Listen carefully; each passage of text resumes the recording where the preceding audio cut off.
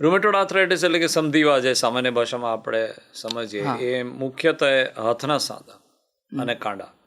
એટલે આ જે નાના સાંધા, અગેન ડીઆઈપી એટલે છેલ્લો સાંધો જે છે આંગળીનો, સૌથી આપણે નખની નીચેનો, એમાં ઇફેક્ટ નથી થતું.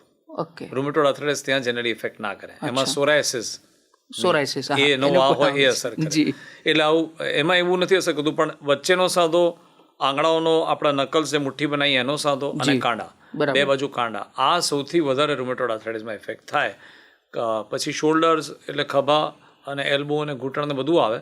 પણ જો તમે મેઇન સાંધા કહો કે રૂમેટોઇડમાં, તો એ હાથના અને કાંડાના સાંધામાં અસર લગભગ થાય. તો સાહેબ બીજો પ્રશ્ન એ છે કે જો 6 મહિનામાં એ વસ્તુનો ઇલાજ થઈ જાય આ સમસ્યાનો, તો પછી આની દિશા બદલાઈ શકે? આને ડેફિનેટલી જો આપ જેટલું જલ્દી નિદાન કરી શકો અને દર્દીની સારવાર કરી શકો, તો એને બંને દવાઓ અને કસરત જો બંને કરે, દર્દી અમારી પાસે જો 6 મહિને આવ્યા હોય અને અમે નિદાન કરી ચૂક્યા હોય એનો રૂમેટોઇડ આર્થરાઇટિસનો, તો અમારી જવાબદારી પણ થાય છે. હંમેશા દર્દીઓને કહું, એ લોકો પૂછે તો કે આ અમારી પણ જવાબદારી છે. અમે નિષ્ણાત એટલે જ થયા છે કે તમને અમે ક્વોલિટી ઓફ લાઈફ નોર્મલી આપી શકીએ. એટલે ડેફિનેટલી રેર કેસમાં એવું થાય, 10% કેસમાં રોગ જ એટલો બધો તીવ્રતા હોય એની કે તમે ગમે તેટલી દવાઓ આપો, એ આગળ વધ્યા જ કરે. પણ એવા ઓછા, હવે ઘણી સારી દવાઓ આવી ગઈ છે એટલે એવું લગભગ થતું નથી.